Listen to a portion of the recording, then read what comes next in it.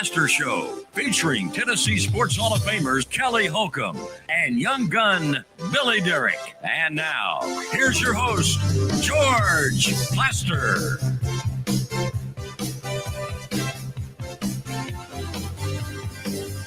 Hello again, everybody. Welcome in. It is a beautiful Monday in Nashville, Tennessee. Try 83 degrees right now, and for a morning that looked kind of yucky at the beginning, this is good stuff. We got a good show for you today, a little bit different formatting in that we're going to need to bring Vanderbilt baseball coach Tim Corbin on at 3:15. So back at the station, we'll take the first break around 10 after 3, and then we'll do the update after the interview with Tim Corbin. So anyway, let's start in Murfreesboro. Say hello to the one and only Kelly Holcomb. Kelly, what's going on? You're right. The one and only. You're absolutely right. Thanks, George. Yeah. All I can say to that is, thank God you are the only one. I don't know why people say that to my wife all the time. That's discouraging a little bit. You know what I'm saying? Well, take a hint. Take a hint. So, did you watch much sports this weekend?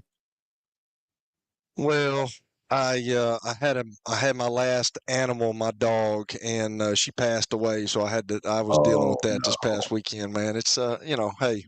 It's when hard. you have them, you know that's going to happen. Yeah, it is hard because you have them for 12, 13, 15 years, and they become part of your family. And then she was a sister, and her sister died like 3 years ago. And then, yeah, that sucks, man. It's awful. I hate hearing that. That's the bad part of it. It is the bad part. That's what I've tried to tell my kids. They're like, we want a dog, we want a dog, we want a cat. Okay, well, y'all don't have to deal with it at the end of their life like I do. Mm-hmm. I have to deal with all that. I have to call the people. I have to set all that up. It's tough.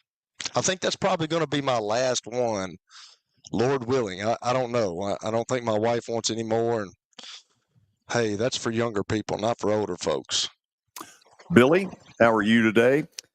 Good. Kelly sounds like my dad. I don't think we've kept a pet in our house for longer than 2 years, I'd probably say. It always ends up either back at the vet or we give it to somebody else that my dad he just can't handle it. Because he's the one, like you said, that has to end up feeding it, buying everything, taking care of it, bringing it in when it's cold, and because we're not going to do that. So terrible. I'm an animal lover, though, So, as a kid growing up, I never dreamed. My mom was terrified of dogs, and then our next door neighbors got a black lab, Freddie. And one day, I walk in the house, and she's on the floor, petting him, rubbing his stomach, all that kind of stuff. And I was like, I don't believe this. So I later found a portrait of a black lab and gave it to my mom as a birthday present years ago. Love, Mom, from George and Freddie. And I still have that thing in the kitchen. Nice. Yeah. It's a nice act, George. Big dog lover. So did either of you see the Knicks clean house on the Celtics Friday night? I didn't watch much of it, but I'm kind of glad I didn't because that was a massacre. I saw the other one was too. The other one was too. Yeah. I turned it on yesterday and I watched a little bit of it, and I'm like, it's just, I don't understand how you get beat that bad. I don't get it. I don't know. Momentum's a crazy thing, but it's interesting when in New York, when they go through the list of all the people, you got Spike Lee on press row. You've got, all the different players. John Starks, as Marv Albert would have said, Patrick Ewing. And then you get to Bernard King, who is by far the best dressed of all of them. Anybody notice that? Old Bernard King shows up in a suit and tie, looking very dapper. Nice. Bernard King was a stud. Yeah, he was a basketball player. There's no question about that. So let's see here. We're down in the NBA to 4. OKC, Minnesota in the West. Knicks, Indiana in the East. This Indiana bunch is going to be a handful. Pretty good. Yeah. I feel like the way Indiana's playing, I don't see them losing. I mean, we know the Knicks are on a roll but they were in that's a long 7-game series. Or was it? It was 7, right? Yeah. Oh, yeah. Long 7-game series. And the Pacers, I mean, they made quick work of the Cavs. So the Pacers are well rested. I don't see them losing. And then the Thunder T-Wolves should be, I think, a more competitive series. Really athletic. Yeah. There's some real athletes in that deal. We're going to learn a lot. Like, I think the T-Wolves can win that series, but do the Thunder sort of do what they did late against the Nuggets? And looked like they just wore them down late in that. I mean, Jokic he didn't do much of anything. No, but I will say this. Not throughout the series, but the last game. In the first half, people have been arrested for less. Yeah. He got absolutely He was getting mauled. Beaten up. Yeah.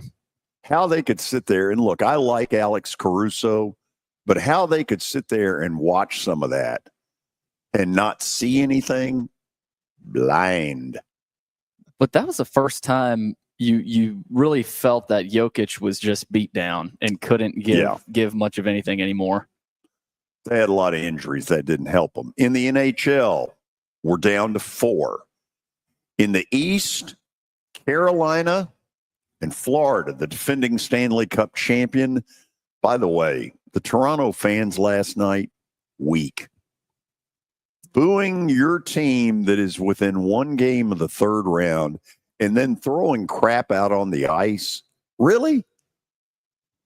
I'll say this, though. The Maple Leafs have, I hate saying they deserve it, but when are they going to break through? Like, they're always in the playoffs, it seems. When's the last time they broke through and made even the conference final or the Stanley Cup final? Well, they haven't won it since the Geneva Convention. Right. And we don't even know when that was. I mean, it's been a long time. The other series is going to be a head knocker. Edmonton out west against the Dallas Stars.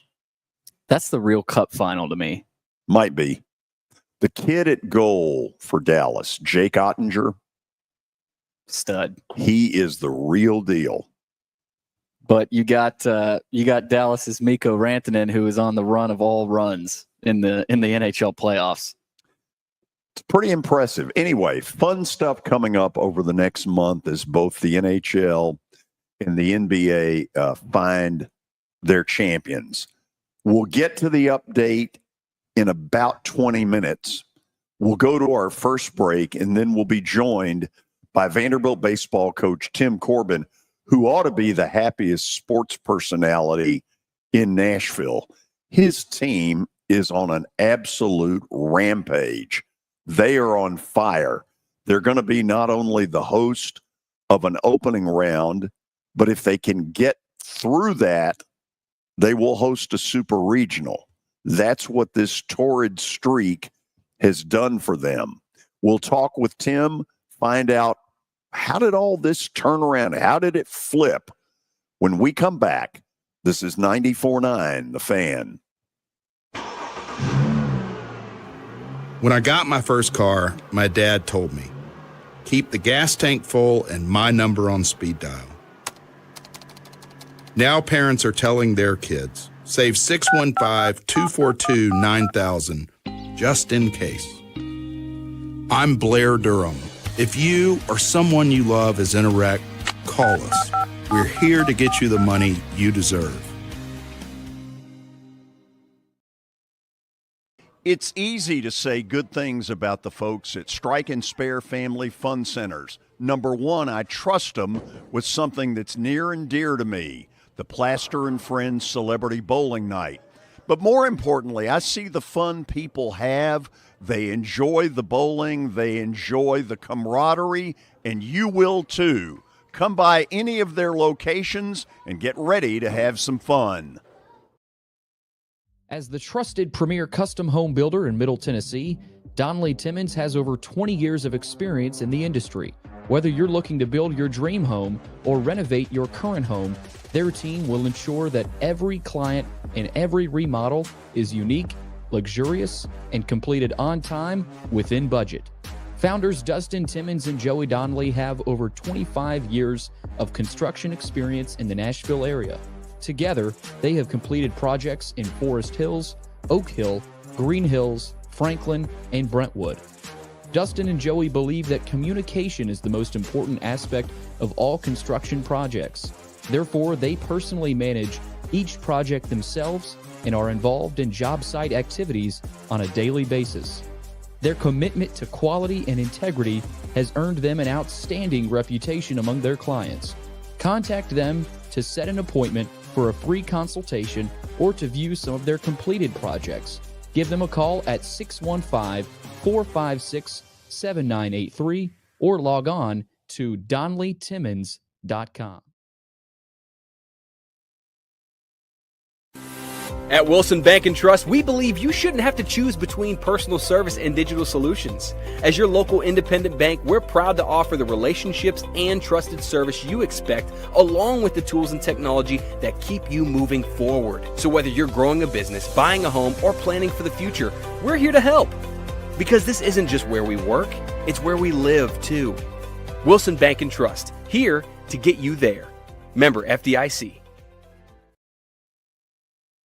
Venture Express has been helping people in this area for more than 40 years. They're headquartered in Murfreesboro with over 30 years of dedicated fleets involving production, manufacturing, and corrugated experiences. They're an asset-based company with over 700 tractors, 4,000 trailers, and 800 drivers. If you need their help, dial them up 615-793-9500 or log on to ventureexpress.com. Production, manufacturing, and corrugated experiences. They're an asset-based company with over 700 tractors, 4,000 trailers, and 800 drivers. If you need their help, dial them up 615-793-9500 or log on to ventureexpress.com. Looking for your favorite sports? How about sports? You follow sports? We probably have it. Just log on to the Information Superhighway.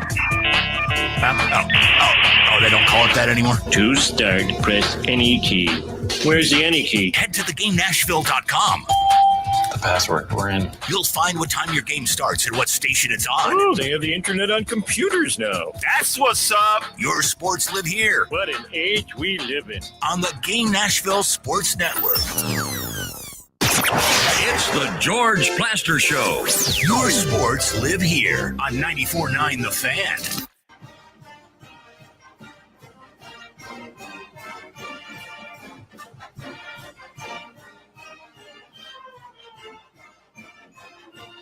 Well, as I mentioned earlier, this guy ought to be the happiest sports personality in Nashville.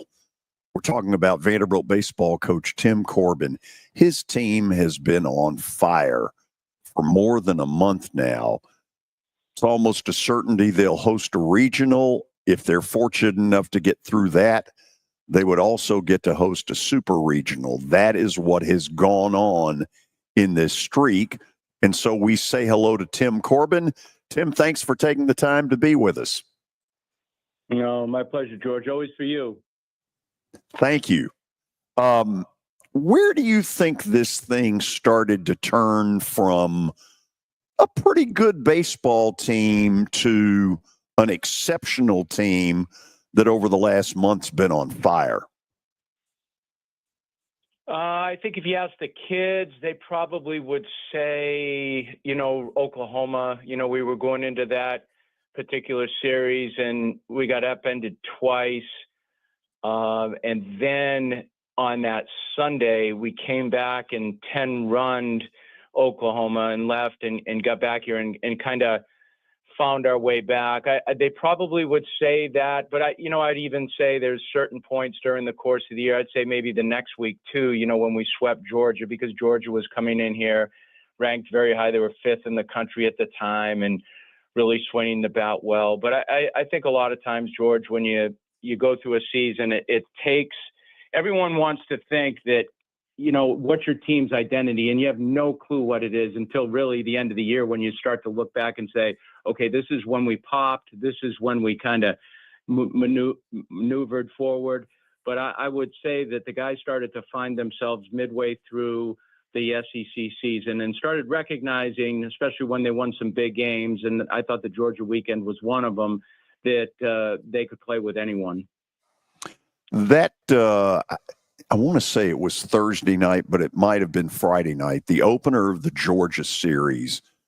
J.D. Thompson was lights out. I think he had 14 strikeouts in that game. You talk about a tone setter. Man, that was it.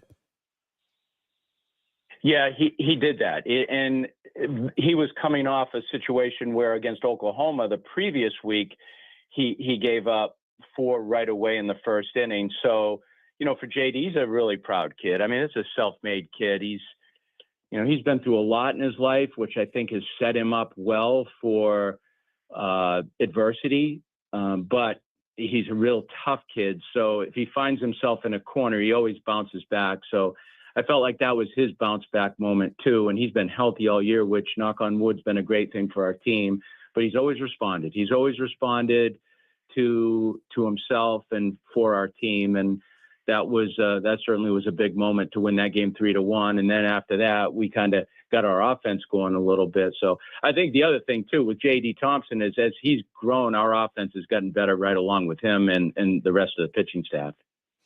Tim, this is probably a stupid question, but it's not the first one you've gotten from me. In sports, you hear this saying about how, they're peaking at the right time, that saying that you hear a lot. Can a coach actually steer a team to, quote, peak at the right time?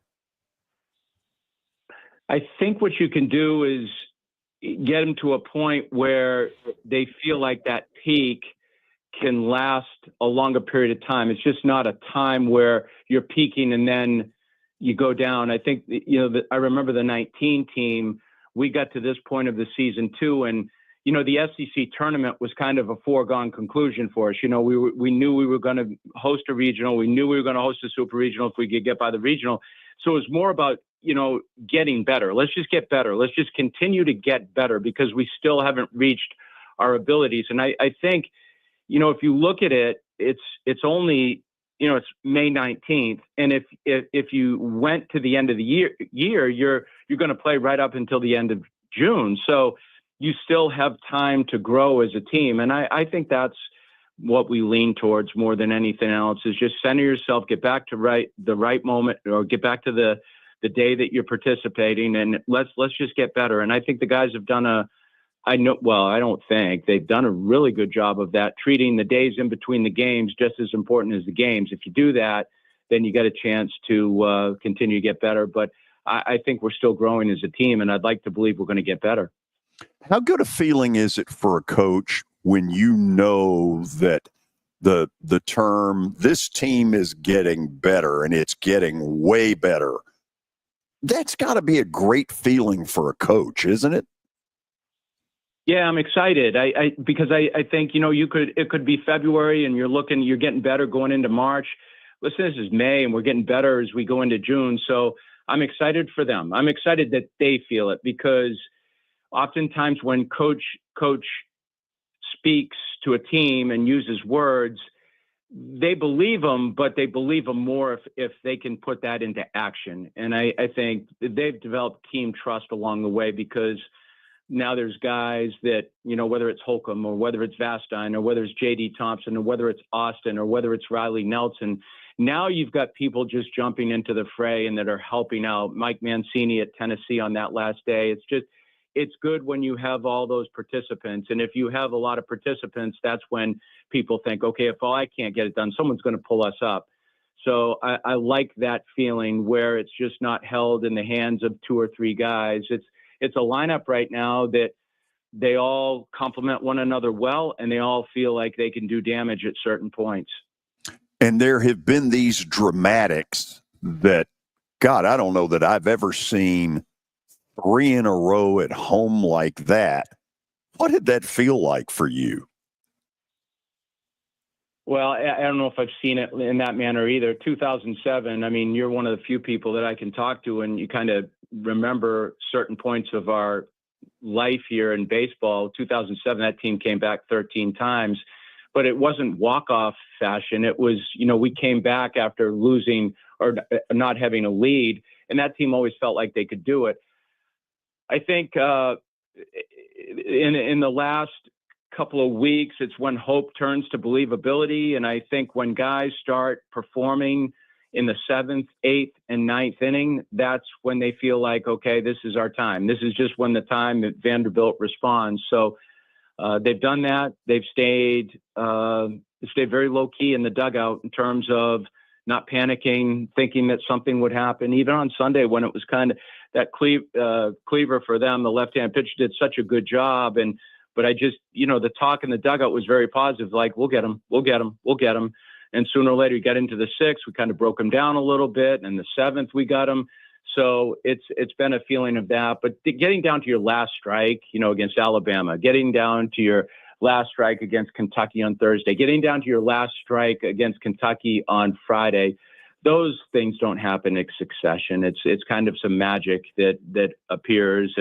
But that magic, those are well-struck balls. Those just aren't balls that it wasn't like we were given gifts to win those games. Those were games that someone had to make hard contact in the end in order for us to win. And someone had to reach first base in order for that other guy to create that magic. So again, more of a team effort. Before I turn it to Kelly Holcomb and or Billy Derrick, guys, remember, he's got to be out by 3:30 on the button. Tim, yes, okay. In game 2 in Knoxville, I have read a lot of box scores in my life. I'm a baseball junkie. I've got the extra innings package. You know all of that. I have never seen a team steal 8 bases in a game in 10 attempts. Tell me what went on in your thinking before game 2 in Knoxville that had you saying, we'll even run George Plaster if he gets on. Well, I think that was the mission. We lost what, 3-2 the night before. So it was a real close game and a highly played game. It was a great college game. The right team didn't win it. So we went into the next game, and Marcus Phillips is their pitcher, and Marcus Phillips is a very good pitcher. But at the same time, we knew if we could get to first base, then there was a chance for us to run because he was a power pitcher. Now, I'm not going to tell you that we said we're going to steal 8-9 bases. We just said we're just going to be aggressive because we knew that if our legs were moving, then there was more potential for our bats to move too. So that's what we started to do. And it kind of, once 1 became 2, 2 became 4. It was like then everyone just started developing confidence in running. And it wasn't just against Marcus Phillips. It was against their staff at the time. It's just one of those days. It's just one of those days we had. But we kind of had to. We kind of had to. It gave us some momentum and certainly built some confidence going into the next day too, because that team over to the east can really, really swing the bat. They're very dangerous, and we just knew that even the runs we were scoring might not be enough. Kelly, I appreciate that you did not comment on where I went on that last question, but say hello to Coach Corbin. Coach, how you doing? They could eat lunch before George got to second before they throw him out. I mean, it's ridiculous. Coach, has there been any young man on the team that has surprised you this year?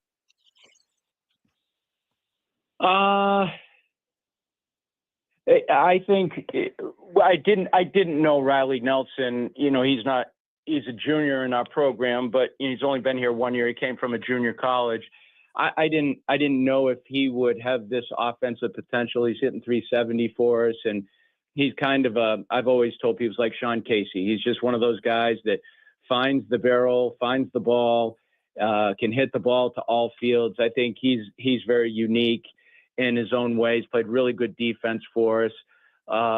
So I think not so much a surprise, but the level that he's played at for this amount of time, just consistent throughout the year, and so many big hits too. I mean, we had the Grand Slam in Arizona earlier in the year, but it's just been kind of a continuance for him. The other kid, and you talk about young, is Rustin Rigdon. I mean, he's a kid who's played in second base for us now. He's played all over the field. He played third base, he played left field, he played right field. Now we've got him at second base full time, and boy, he gets on base. He's just a machine getting on base, and he's such a savvy kid, and he's had some stolen bases for us too. So I like how he's played as well. Really, he's had a really good year for us. So, Coach, my last question, because I know Billy's biting at the chomps to get on with you, but everybody talks about culture in every sport. They talk about culture, and with the transfer portal and kids going and coming and leaving and staying, like how hard is that? How hard has that been to adjust to?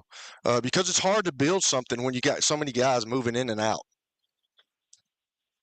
Yeah, there's been times in the last, I think, 4 years that Maggie and I have talked about, is this what we want to do, long term, because of the change in college athletics. But then, you just get to a point where you say, no, we're not going to let the nature of what's happening ruin what we love so much. And ultimately that's the kids themselves. So it's more about embracing the situation. And I don't completely embrace it, because if I embraced it, we would never have a pro locker room. And a pro locker room is made possible because kids stay in your program for 3 and 4 years and develop an emotion towards your program, which the kids have done.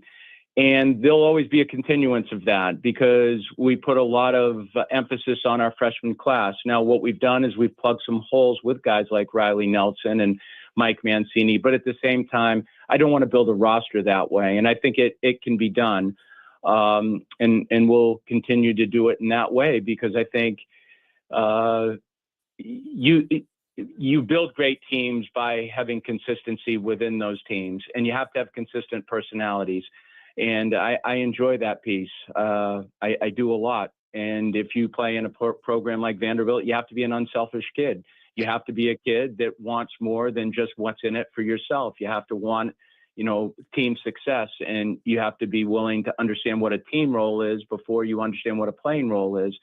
So I think the guys that we get in here, we select carefully, but I think even in a day like today, I think it still can be done well, and I think it still can be done with care.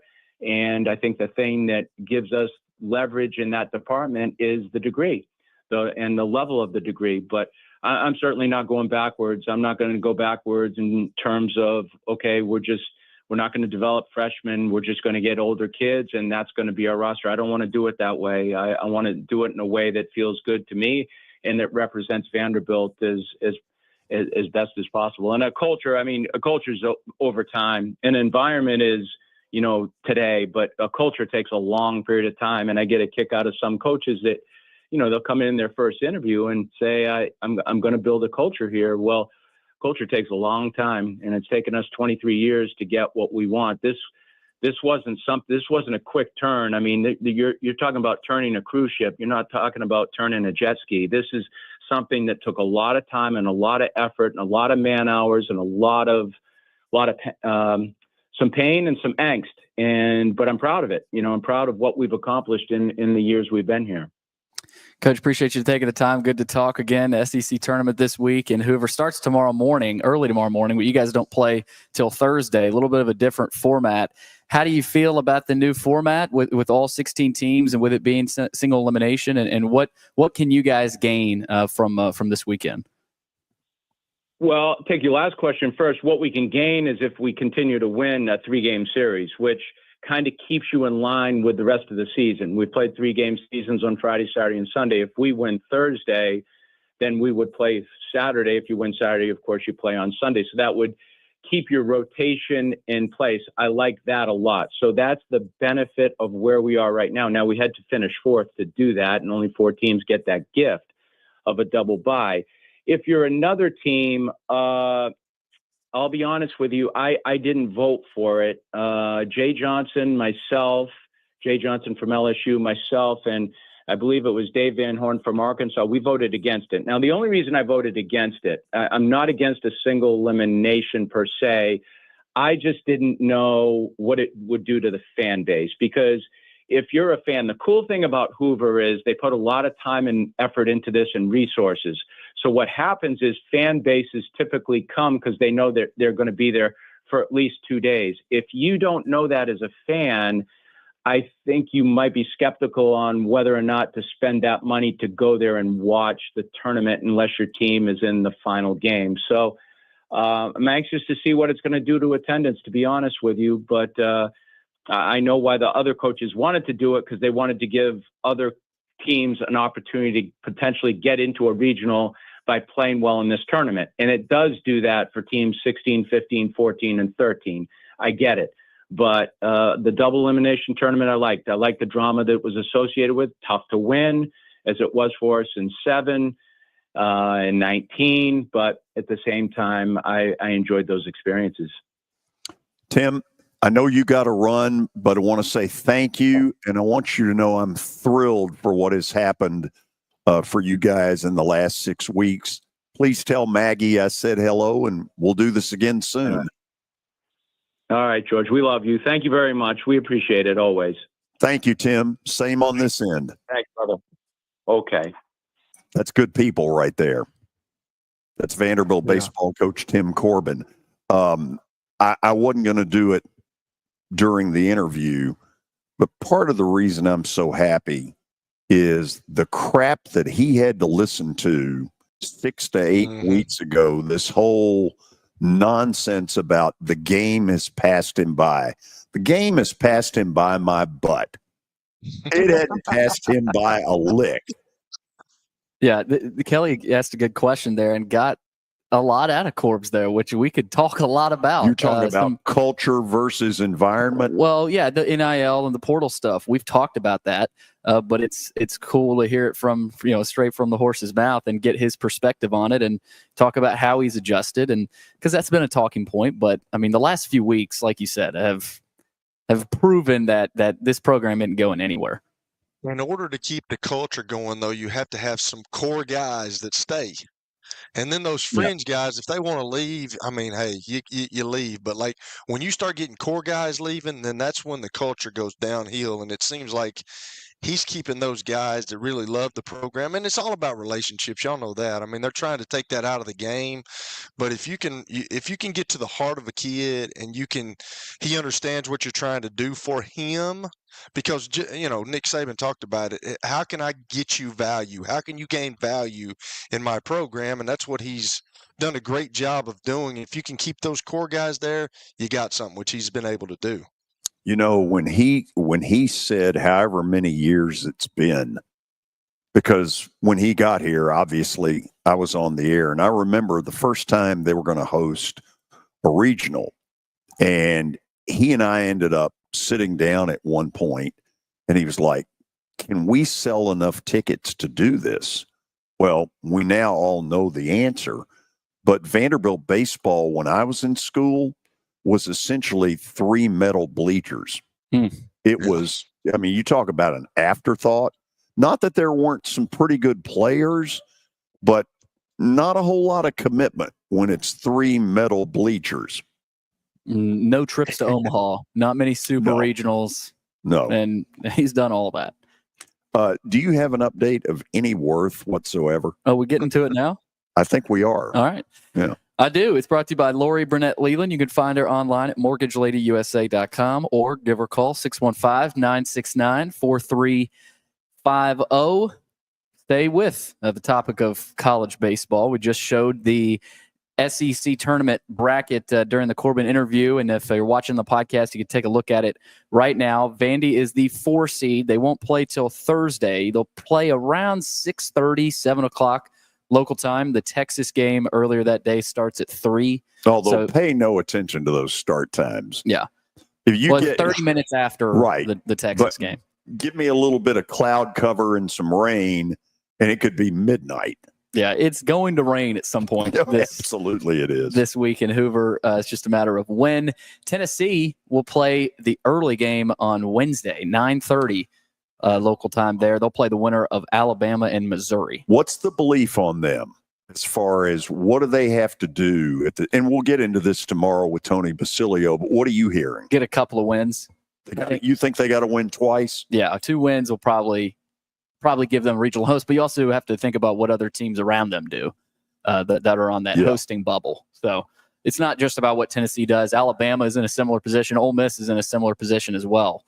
They've got to win a game or 2, maybe even 3 in certain cases this weekend. So that's what you got for Hoover. Of course, we talked about it over the weekend. Vandy sweeps Kentucky. The discrepancy between where they are in the poll, they're number 9 overall in the country.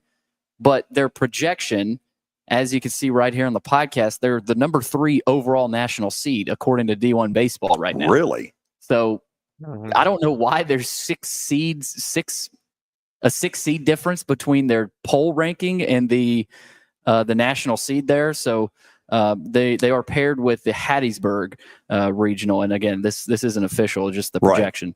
Right. But Louisville and Austin Peay have been rumored. Yeah. Every one of these projections you look at, there's either a Louisville or an Austin Peay, and in some cases both. So watch it not turn out that way a week from today. But wow, yeah, 3 national. Yeah, Tennessee Tech as well has been another team that has been rumored to be in the Vandy regional. Speaking of, Lipscomb, and actually that's Austin Peay. I bet I'm trying to figure out Austin Peay. They have to win their conference to get in. I'll try to get. But they're the one that's been rumored, all along, whether fair or unfair, right or wrong. Right.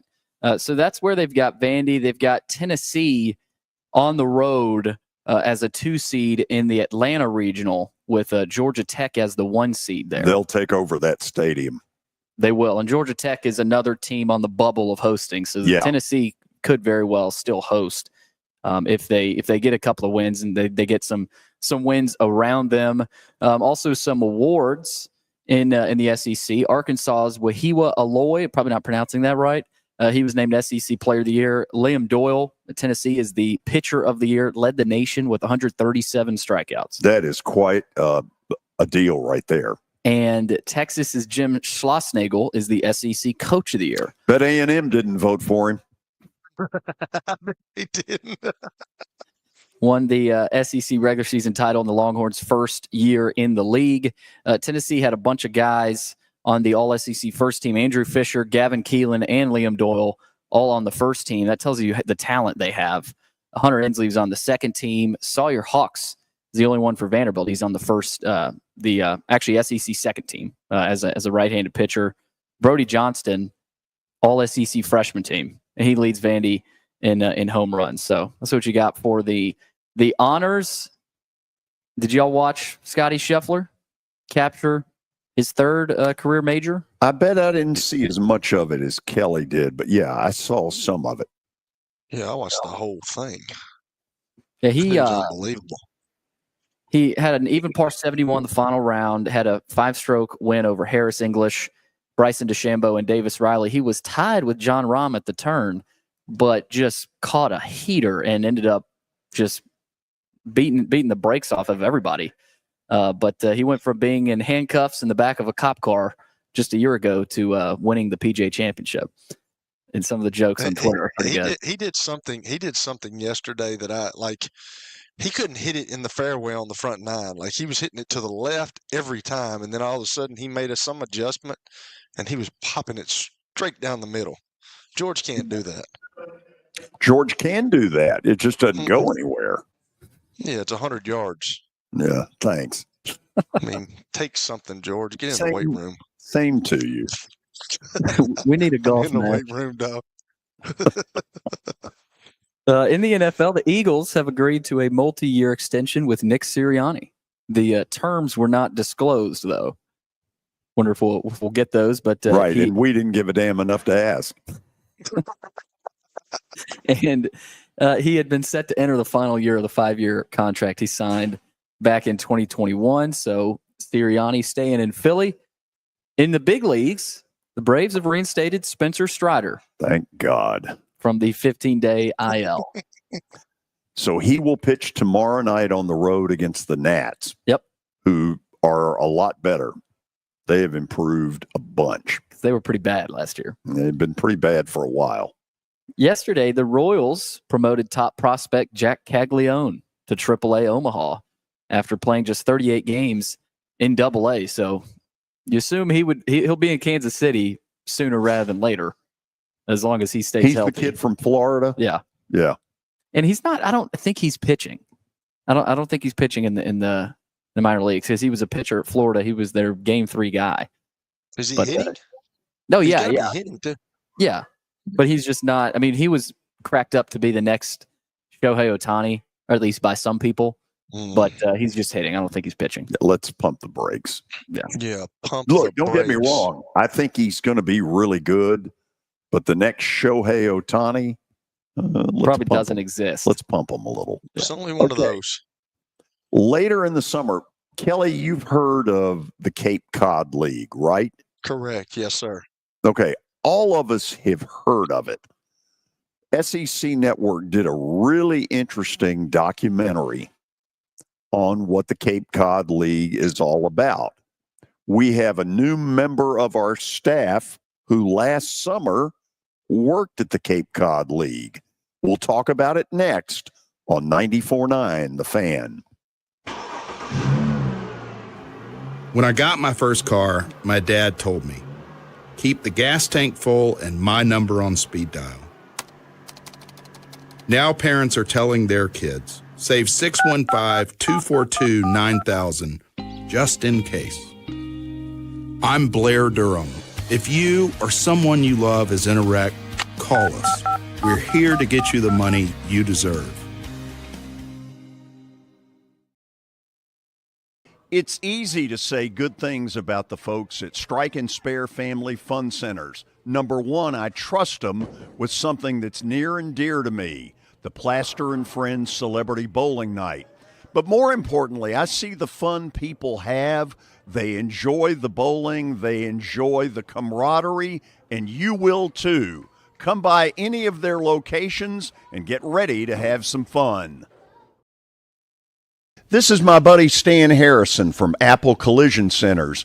Recently, you've been talking to me about companies that have a fleet of trucks and they're always in need of repairs. That's right, George. We understand that nobody likes to deal with the auto body repair process. We try to simplify that at our 3 convenient locations. We work with all major insurance companies. We help to ease the stress of the auto body repair process. We're located in Old Hickory, Hendersonville, and Gallatin. If you need our services, please stop by and see us. And how convenient that we have that in the background. Now, seriously, these are good folks. They do really good work. Give them a holler. Nashville Sounds Baseball is back in Hit City for the 2025 season. Create a summer of memories at the ballpark with weekly giveaways, fireworks shows, and more. Tickets are on sale now. Horizon Park has been the heartbeat of Nashville baseball, and this season we celebrate a decade of unforgettable moments. Join us for the 10th anniversary celebration all season long. Tickets at NashvilleSounds.com. Two total screw-ups of humongous proportions. Sports. We're not living in an era where perfection is necessary. They thought they were a championship contending team. Here, we told you not to do this. Your sports live here. On ESPN 94.9. And the Game Nashville Sports Network. It's the George Plaster Show. Your sports live here on 94.9 The Fan.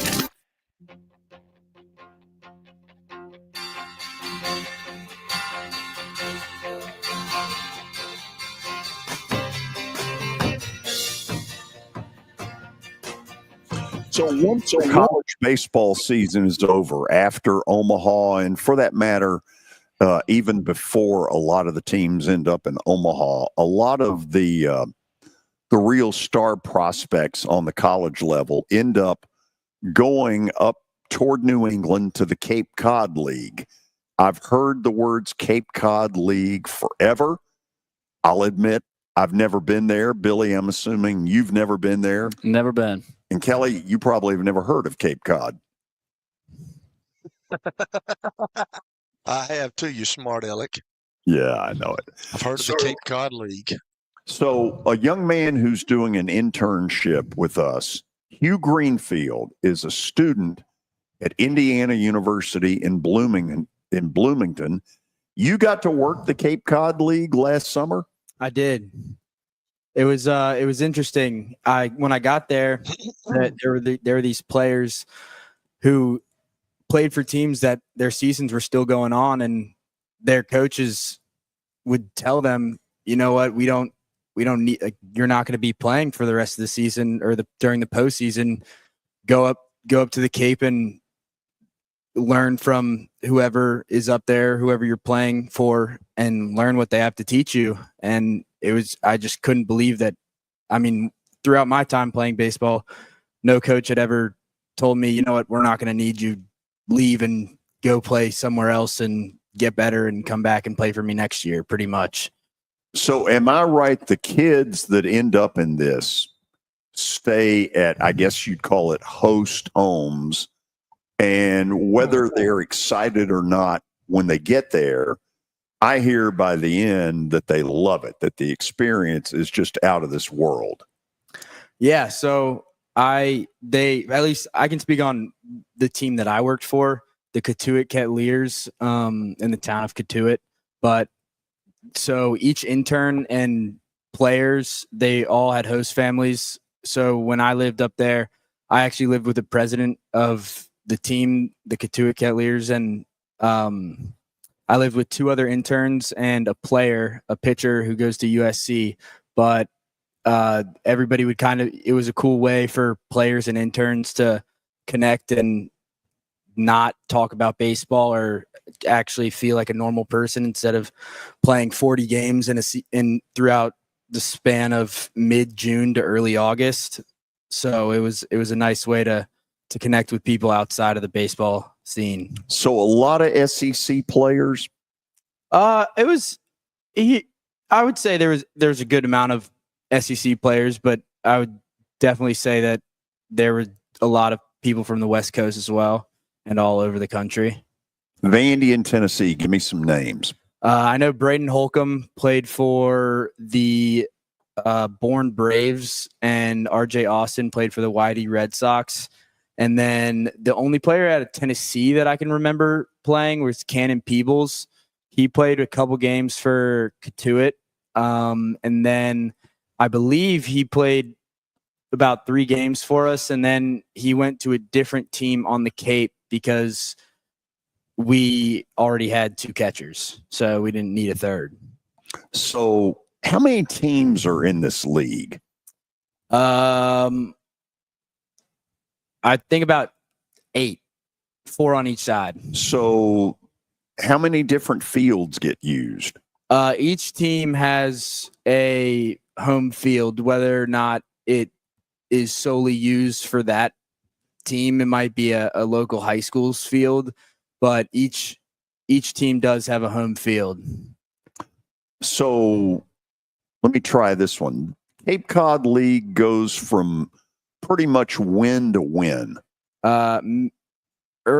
Mid-June to early August. So you're playing about 40 games in a span of a little under 2 months. Yeah.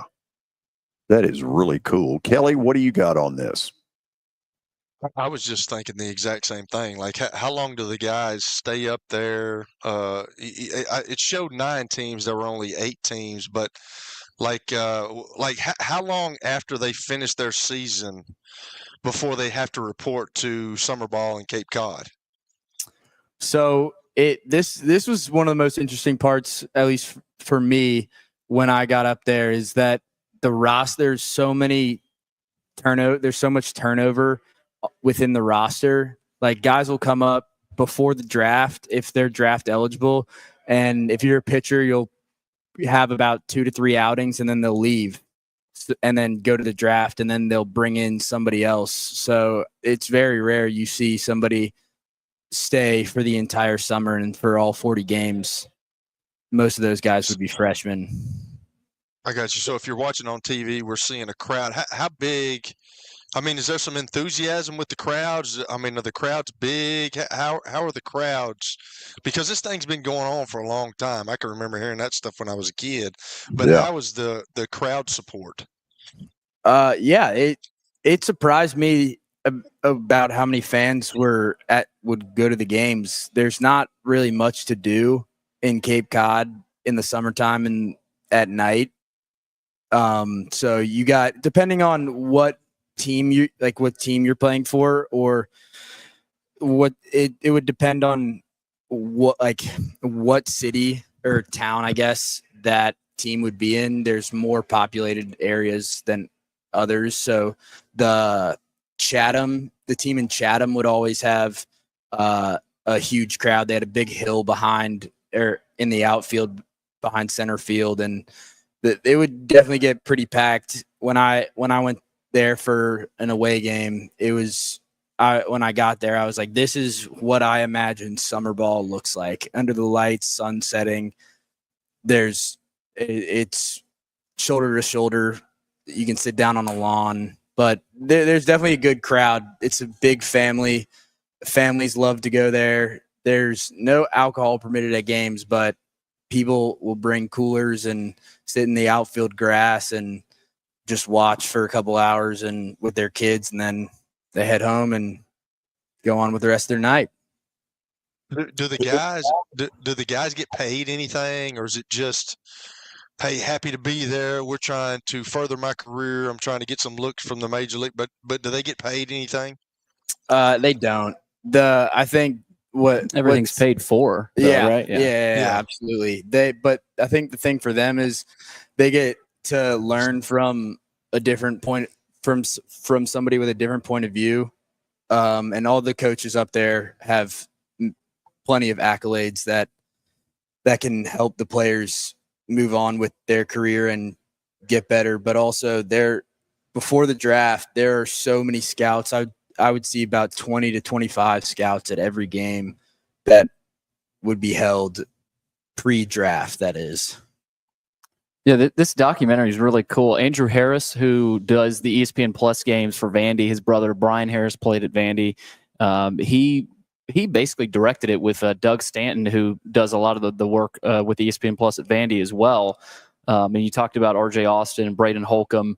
Jaden Davis from Vandy also played up there, Ethan McIlvain. So there's all kinds of Vandy players that go up there and play. Tim Corbin probably helps out a lot with that as well, being up there. I mean, he's from New Hampshire, but in the Northeast. But there's 3 episodes, and it takes you through the beginning when they get there. They check into their house with with their host family, and then they interview players and talk about their experiences. But did you, like, when you went, was there a big media contingent? Like, or these games aren't on TV? I'm sure they're streamed, but like, this is where broadcasters and I'm not sure everything you did, but like, it does have a little bit of a media presence that people can kind of sharpen their skills there too. Yeah, absolutely. I can't really speak on other teams, but at least for us, there were interns that their sole job was camera work for the YouTube channel while we were streaming, and we had a play-by-play guy, we had a color guy, we had pretty much a full setup of a team that can broadcast and announce and whatever else you might need or want. The camera angles might not have been all that good, but there's definitely good media there. So, Billy, think about this. So you go from an internship in the Cape Cod League to us. That's a tough fall. Ooh. Kelly, how would you describe that fall?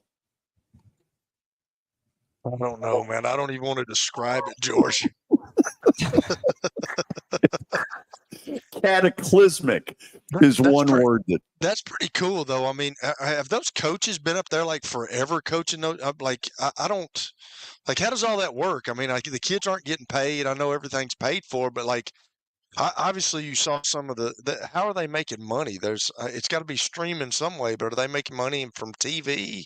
Like, how do they do all that, Billy? That seems like I don't know. That's what I was thinking when we were talking. I'm like, how do they get coaches to do this? Is this like a deal for coaches, maybe getting looked at for Major League Baseball, or have these coaches been there a while and just enjoy doing this? I would assume it's the love of the game. Yeah. And most, like, it's probably younger college coaches at lower levels that, like you said, want to continue to build experience. But he was talking about the crowds that with the ticket sales. I mean, coaches are making something. It's probably not huge money, but I mean, they also, like you said, they're probably not in it for the money in the summer, and it's for the love of the game and just wanting to be out there. But older, like Tim Corbin's not going up there and coaching, and O'Sullivan and those guys. Yeah, but the younger ones who are looking to get noticed, it's a really good showcase for them. Yeah. Anyway, Hugh, thanks for telling us a little bit about it. Absolutely. Thanks for having me on. We'll go to the break. When we come back, we'll have stat of the day, where last week we were 3-2, and we're damn proud of it, since it doesn't happen very often. And then Willy Daunic will join us to start the 4 o'clock hour. This is 94.9 The Fan. Looking for your favorite sports? How about sports? You follow sports? We probably have it. Just log on to the information superhighway. Oh, they don't call it that anymore? To start, press any key. Where's the any key? Head to theGameNashville.com. The password. We're in. You'll find what time your game starts and what station it's on. Oh, they have the internet on computers now. That's what's up. Your sports live here. What an age we live in. On the Game Nashville Sports Network. It's the Electronic Express huge Memorial Day sale. Get up to 40% off 4K TVs, home theaters, and Bluetooth speakers. Up to 50% off appliances, housewares, and mattresses. And up to 30% off desktop computers, laptops, and smart home devices. Plus, save up to an additional $1,200 on eligible items. 24 months free financing? We've got that. Shop the Memorial Day sale in store or at electronicexpress.com. Nashville, the semifinals of the PFL World Tournament begin Thursday, June 12th. Former welterweight world champion Jason Jackson takes on rising star the Silverback Thad Gene, plus 2023 PFL World Champ Jesus Pinedo and Gabriel Braga collide in a highly anticipated trilogy match. Don't miss your chance to see the action live June 12th at Municipal Auditorium in Nashville. Visit PFLMMA.com/schedule for more info. Evan, Canty, and Michelle are unsportsmanlike. Is there any franchise that needed this more than the Dallas Mavericks when you really think about it? They had a fan base that was revolting against them.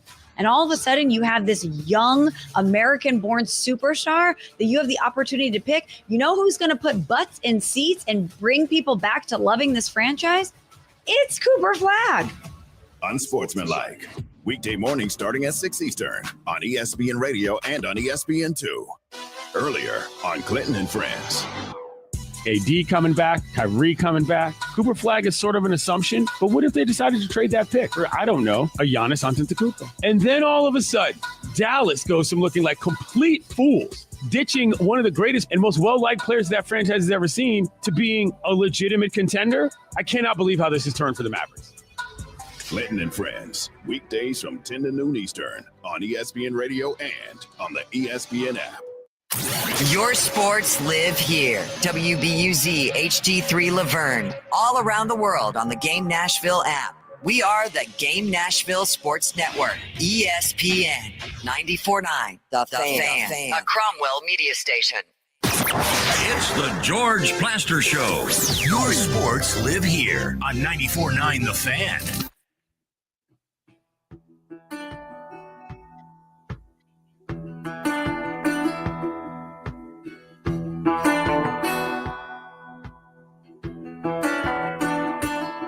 Couple of NFL contracts to report. Shedeur Sanders has signed a 4-year, $4.6 million rookie contract with the Browns. So Shedeur has his contract. Also, Fred Warner and the 49ers have reached an agreement on a 3-year, $63 million deal that makes him the NFL's highest paid linebacker.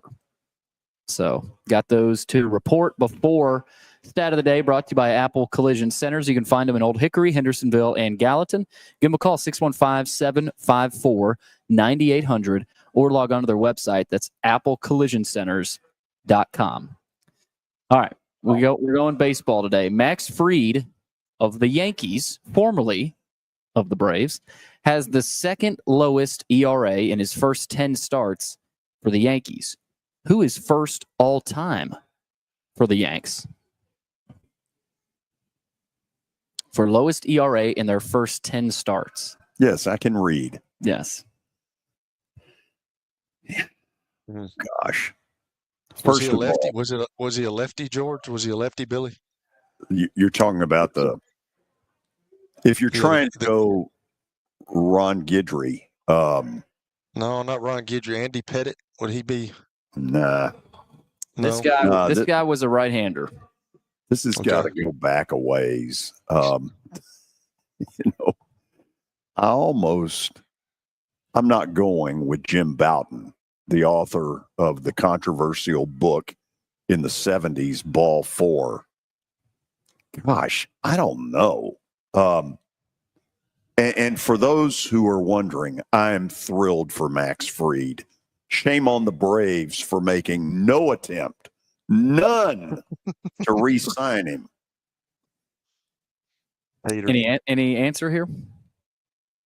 I mean, is Willie on? Can we throw it to Willie? Like, what are we doing? He won't know it either. I'm trying to get his attention right now. Phone a friend. Can we phone a friend, Billy? That would be the fourth straight time somebody's come on here and gotten it right.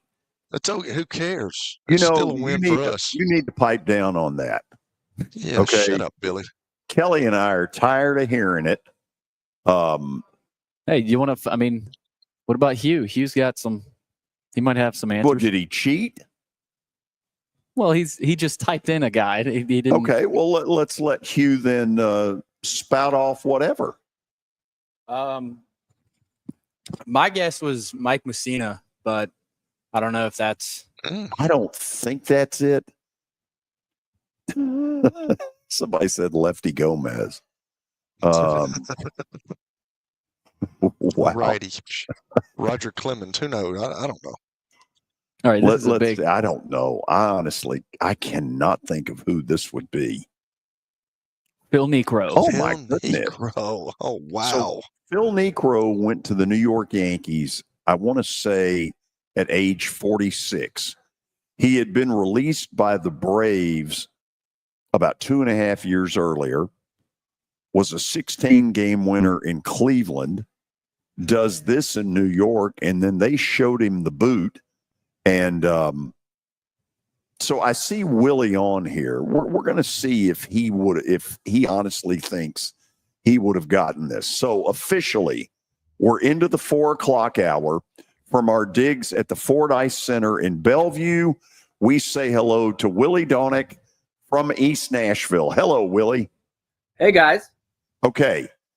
Is Phil Niekro the answer you would have thrown out there for stat of the day?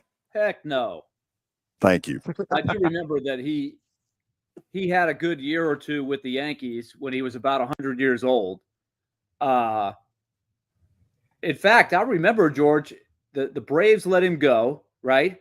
Oh, and I was thought he was done. You remember it well. Yes. And then he had a couple of pretty good years as a in fourth. Cleveland. Well, for the Yankees first, and then he ended up, when he was really old, trying it with Cleveland. I don't think he ever had a great year with Cleveland, but he was probably, 47 or 48 by the time he got to Cleveland.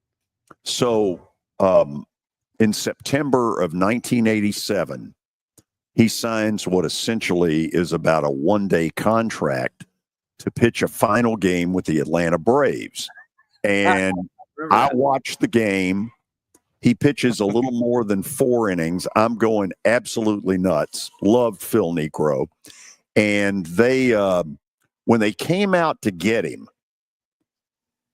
instead of him going to the dugout, they motion him, turn him around to this incredible career video of, his life and as an Atlanta Brave. And needless to say, that got to me. I mean, he's one of the more recognizable former Braves. Like, you hear the name Phil Niekro, everybody remembers him, at least that was old enough. Well, because outside of Hank Aaron, they had nothing else. Right. In the early 70s, they were god awful. Willie, let's get to the important issues of the day. Tell people about your weekend. Well, it started, if you want to count SEC baseball weekend, it started Thursday night. You and I were at the game that started a great weekend for the Commodores, sweeping Kentucky in tremendously dramatic fashion, all three games, the first two being walk-off homers. And then on Friday, I drove up. I actually listened to game two. I was following it, Kentucky Vanderbilt. So I heard on the radio the game-winning homer of game two. And then I went on up to Ohio and watched my son's team, Mahoney, the Denison University Big Red. They won their regional. And so they have advanced to the Division III Super Regionals. It's the same exact format that Division I has that we'll be seeing in another week or so. So they're a week ahead. So they will host a Super Regional this weekend against Belhaven University, which is in Jackson, Mississippi. Well, yes, indeedy. So let me ask you this, because the world has changed where now all of a sudden, D1 coaches are having to pay attention to players on the D2 level that make a breakthrough, and the same going down. So are there players that you saw this weekend that can clearly play at a higher level? Yeah, I would say so. I think the highest level of Division III, which is where Denison has reached here in the last couple of years, I think they've got a handful of players that I think could definitely make a jump to Division I. It's just a matter of whether they want to do that. I think a lot of kids are doing that these days. If you look around, in fact, I think Tennessee, I don't think MIT is a Division III baseball program, but they might be. Especially for pitchers, guys, the technology that you have, the analytics and metrics of a pitcher, you can scour Division III and find, as long as those schools are keeping those metrics, you can look at a pitcher and say, that guy has the kind of stuff that could translate to our team, and then you could recruit that kid if he goes into the portal. So they've got a much better idea of who can make it and who can't. So I think you've got a handful of players every year that move from Division III up, and you've got a handful of players that aren't working out at Division I and move down to the Division III level or anywhere in between. Division II's got great baseball. Trevecca, right down the street, has had excellent baseball, and we know about Cumberland and the NAIA teams in our area as well. So while you were up there, nice picture. Oh, there you go. Big red field. Yeah. Yeah. How'd you find that? I don't know. I didn't expect to see that, but that's pretty nice facility, nice backdrop there for Denison. It could use a little help as far as capacity. Willie, we need to put some stands in there. Why don't you? Well, there's actually more. There's more there than is in that picture. They add. You remember Vanderbilt did this way back when, George, when they first hosted a regional. We watched them put up those auxiliary seats that now have. They used to have no seats in the outfield. Well, Denison does that. They put in extra stands because just like any level, to host a regional, you have to have a certain amount of capacity and facilities to be able to host. There are some Division III teams that are really good, but they don't have that kind of ability. So I would say, at the height last week for the regional, they probably had close to 1,000. And I think for the Super Regional, that's about what you'll see. Mahoney and I went up there last year. They lost to Birmingham Southern. So that was a national story that people might remember. The school literally closed right around this time last year, closed its doors forever. But Birmingham Southern's baseball team was still playing, and they pulled the upset at Denison and went to the College World Series, representing a school that is no longer a school. Clark Lee played there. And there was I don't know if you saw this earlier this week, Willie, not to hijack the interview, but Auburn had a player, forget his name, that was on that Birmingham Southern team, and he got a pinch hit opportunity and hit a home run on senior night for Auburn. And it's a really cool story. Joe Dean Jr., George was the AD at Birmingham Southern for a long time. Roy Mewburn, my coach at Vanderbilt, that's how he got the job at Vanderbilt, succeeding Larry Schmittou way back when. With huge success at Birmingham Southern when they were NAIA back in the day. Okay, do this for me. 1 through 4, rank the Final Four in the NHL as you see it. I think Florida is clearly number 1. I think they believe they're going to win. They are battle tested. If you go back, even when Andrew Burnett was the interim coach and they lost in the second round, that was the President's Trophy winning team. And we're talking now a 4-year period where they were President's Trophy, barely got in the tournament, but went all the way to the Stanley Cup final and lost. Last year, they won the championship. And this year, they're back in that saddle. And now they have added Seth Jones, who's playing the best hockey of his career, unexpectedly.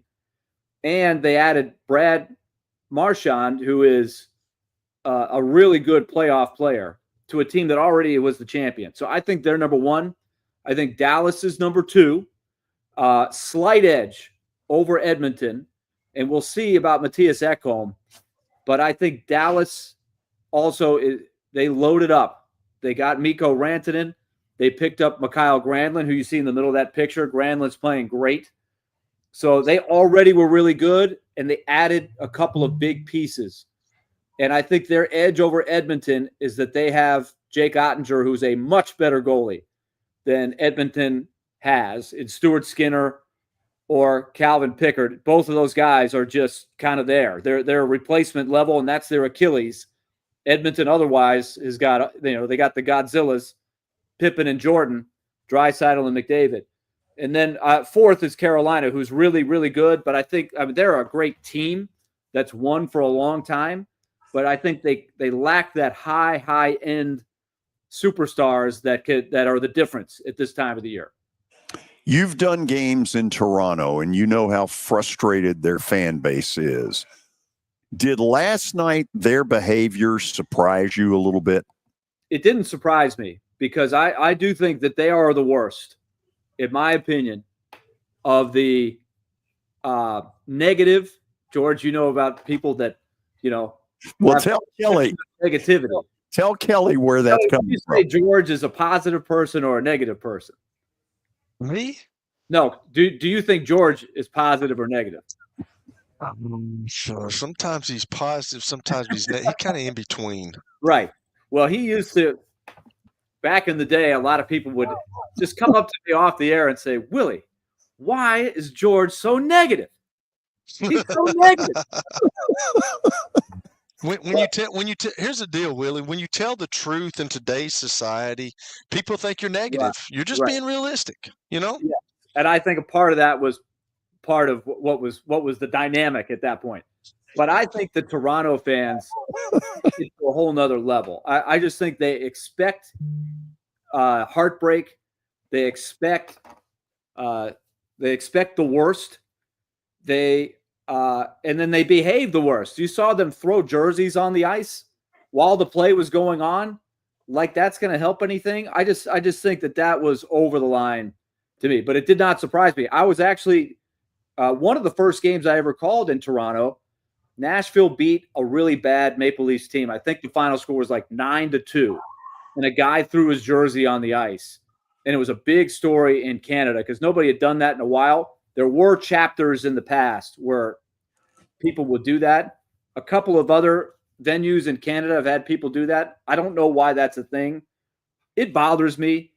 You know that there's that Chicago Cubs, there's that Red Sox where you're kind of the team everybody's hoping won, so people jump on the bandwagon.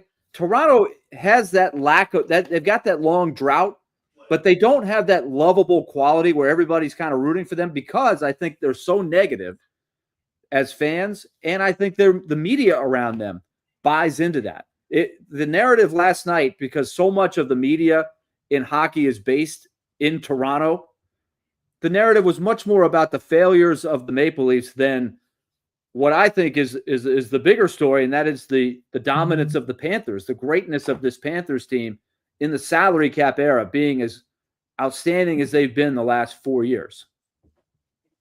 Kelly? So, Willie, with you being in hockey now, and coming to Nashville, and now you're all in it. All right, do you get really into, like, the Predators are off? Have you turned it off, or are you still watching every game? I'm not watching every game, but I'm watching. I'm interested. I like to see what's working. How are teams winning championships? What are the Predators lacking that these other teams have? And to me, that's what I look for. I don't really root for anybody. I am happy for some ex-Predators, some more than others, but guys who I think are classy guys that I wouldn't mind seeing winning. But that usually doesn't have me rooting for any team. But what I'm studying, I love the drama of it, but I'm also studying to see, well, what's missing from this Predator team that they could tweak and look a little bit more like these teams. Because it isn't always as simple as saying, hey, they need more superstars. It's how they play. And one of the things that jumps out to me is just the team defense, the ability to defend as a team.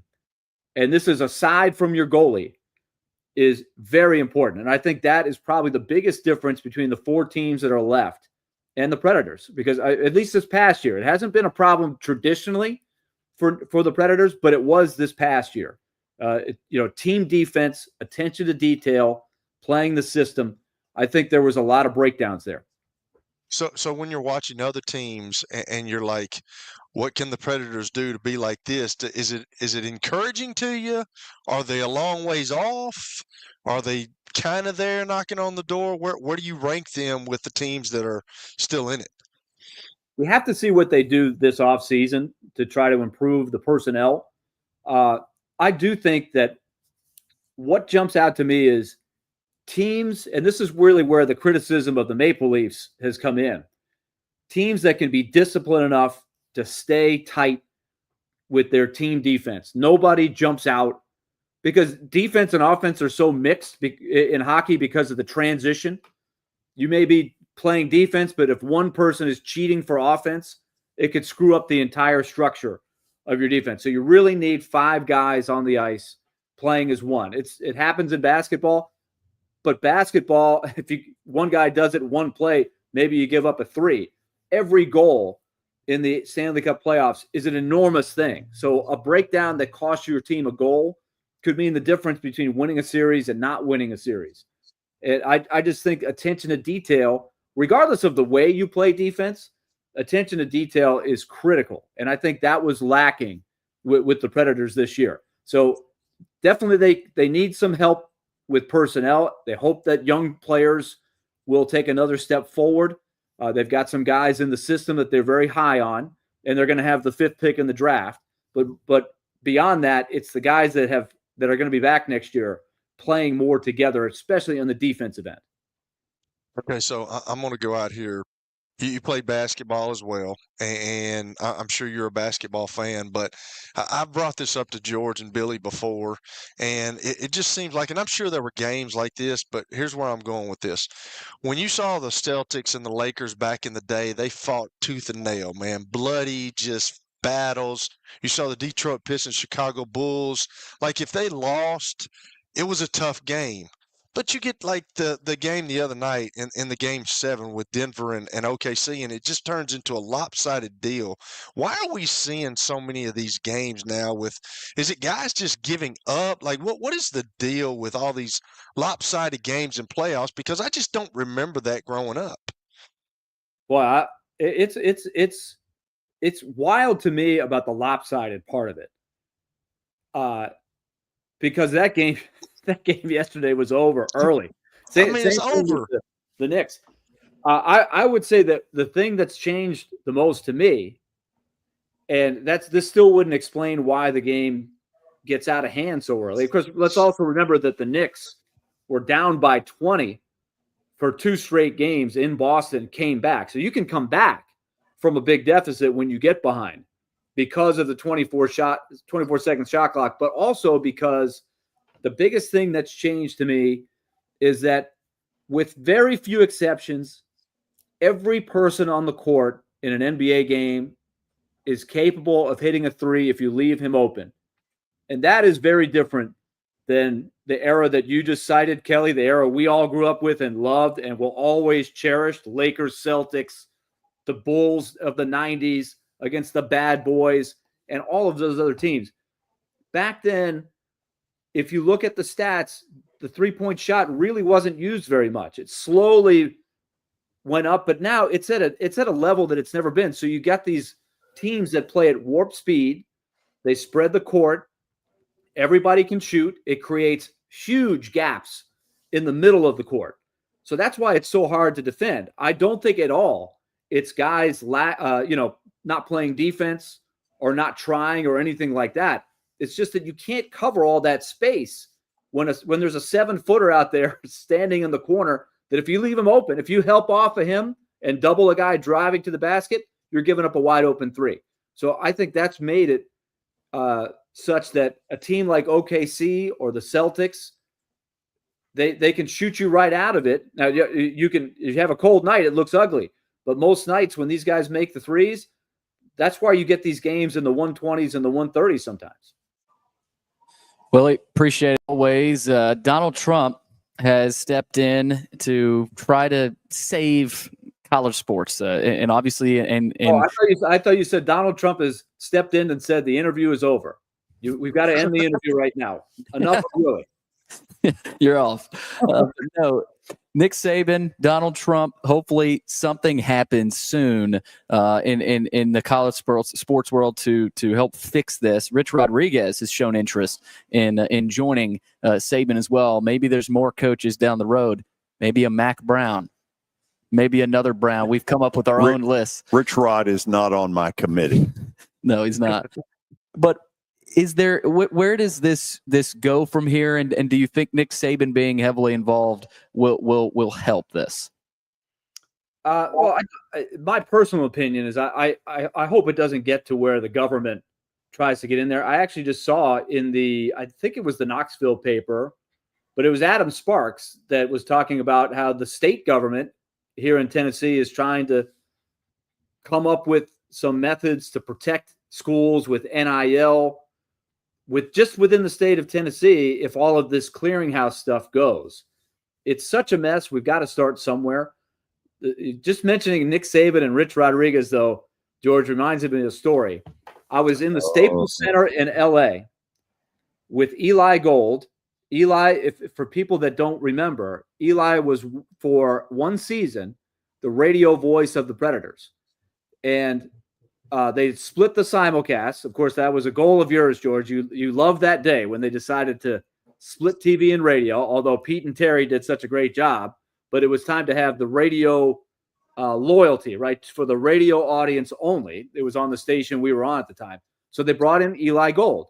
Fantastic hockey announcer, along with everything else. But, of course, he's always got his nose to what's going on with Alabama football. So that's actually how I called my first play-by-play games for the Predators. I was Eli's backup if Eli had to miss 5 or 6 games, which he did, for Alabama football. So Alabama fires their coach in the middle of the hockey season. So it's getting ready to be the turn. This was 2006, 2007. So it's right around the holiday time. We're in the Staples Center. He gets a phone call with the Alabama coaching search. He talks to his buddy. I'm sitting there. We're getting ready to do Predators Kings. He hangs up the phone and he says, I think we've got a football coach. We got a new football coach at Alabama, Rich Rodriguez. It's true. I remember when it looked like it was him. That's wild. It did look like that, but then Rich Rodriguez stayed at wherever he was at the time. And that's when the Nick Saban Dolphins thing unfolded a day or two after that whole saga. Originally, Alabama wanted Rich Rodriguez and thought they had him before they ever got Nick Saban. Now, that's a great what if right there. Rich Rod coached Adam Pac-Man Jones, and we started hearing things about Pac-Man shortly after he got drafted, things like he beat someone senseless with a pool stick. And so we get Rich Rod on with us, and he had Pac-Man just this side of in a convent. Oh, he's Mother Teresa. Well, not quite. I don't know about that. That's kind of a moral issue sometimes when you get to that, because those scouts are going to ask you questions, and are you going to hurt the kids' draft ability? You know what I'm saying? Coach Donnelly, I remember some of the things. I can remember some of the things that Coach Donnelly said, and he didn't pull any punches, but that's tough being a head coach. Tough. But to answer your question, Billy, I don't know. I feel like it's going to take years before we can come up with a system. I do admire Nick Saban's willingness to try to help, because I think he probably more than anybody in college football is a guy that people will listen to. I think he has a chance to maybe build some consensus. I know he can I know he can probably get some coaches on the same page, but the legislation and all of the carry through with all of it, that is where it gets so murky. Willie, our time is up. Thank you very much for your time. Yes, and I'm honored that the president has put a time limit on these interviews. We must be a big time show. No question. I'll talk to you soon, probably on Thursday. Yes, you got it. Willy Daunic from 102.5 The Game. Kelly, I reciprocate on Thursdays. Oh, do you? Yes, I do. Do you give as good an interview as Willie does? I think I'm a hell of an interview. George hijacked the show. Like, this is my show now. Y'all get out of here. This is mine. Okay, after the break, here's what we're looking for. We're looking for red-blooded Americans, no communists, red-blooded Americans who want to talk some sports at 615-553-0933. Again, 615-553-0933. You got that? No communists? I mean, that means I'm not allowed. Kelly's called me a communist multiple times. You're a straight communist, Hoss. Yeah, the call. George is too with that. George is too with that faded Knights of the Round Table shirt he's got on today. It's polo, and it is a little faded. By the way, the call letters are not CCCP. Okay, how can they reach us? Whatever that means. Billy, does his shirt smell like mothballs? Yes. Chat room is open on YouTube. We've got a few comments so far. We sure do. To keep rolling in. And you can do it on YouTube, Twitter, Facebook as well. Just swipe up on your phone, and we'd love to hear from you. Okay, hit the phones. We want to talk a little sports with you next on 94.9 The Fan. When I got my first car, my dad told me, keep the gas tank full and my number on speed dial. Now parents are telling their kids, save 615-242-9000 just in case. I'm Blair Durham. If you or someone you love is in a wreck, call us. We're here to get you the money you deserve. It's easy to say good things about the folks at Strike and Spare Family Fun Centers. Number one, I trust them with something that's near and dear to me, the Plaster and Friends Celebrity Bowling Night. But more importantly, I see the fun people have. They enjoy the bowling, they enjoy the camaraderie, and you will too. Come by any of their locations and get ready to have some fun. If you are paying too much for your health insurance, you know what? You need to contact the folks at Pancoast Benefits. Pancoast works with businesses and individuals to tackle the high cost of health insurance. Whether you're a business owner, large or small, self-employed, between jobs, or over the age of 65 and in need of a Medicare plan, PanCoast can help. They make understanding your benefits less difficult and more personal. So check them out today, PanCoastBenefits.com, or call them at 615-292-3400. Venture Express has been helping people in this area for more than 40 years. They're headquartered in Murfreesboro with over 30 years of dedicated fleets involving production, manufacturing, and corrugated experiences. They're an asset-based company with over 700 tractors, 4,000 trailers, and 800 drivers. If you need their help, dial them up 615-793-9500 or log on to ventureexpress.com.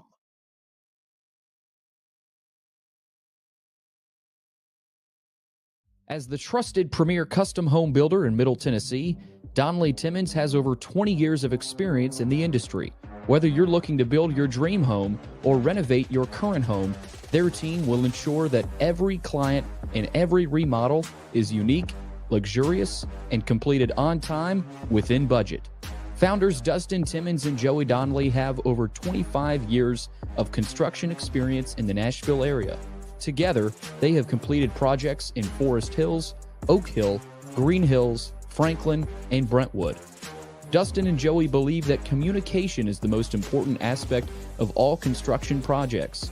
Therefore, they personally manage each project themselves and are involved in job site activities on a daily basis.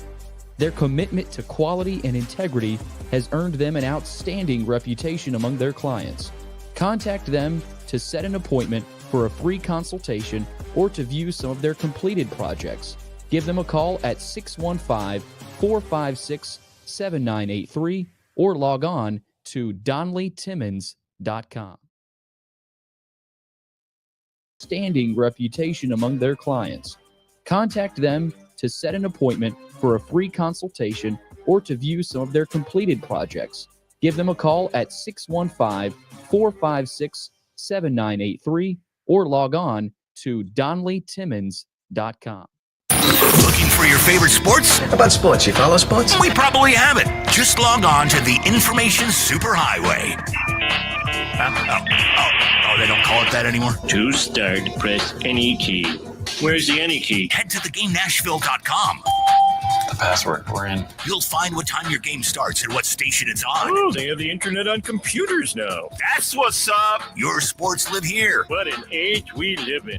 On the Game Nashville Sports Network. It's the George Plaster Show.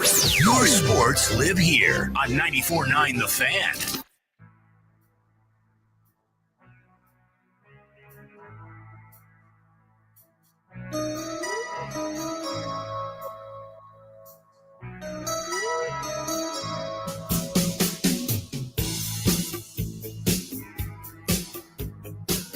We begin with riveting breaking news. Texas Tech's Grant McCasland, men's basketball coach for the Red Raiders, has received a 6-year contract extension after a really good season and a lot of money, a lot of Texas oil money at their disposal out there in Lubbock. So there are a lot of J.R. Ewing wannabes centered in that. I mean, what schools in Texas do not have that? But we know SMU just has rich alumni, so that's their big pull. I don't know. Texas Abilene Tech, Christian, I don't know.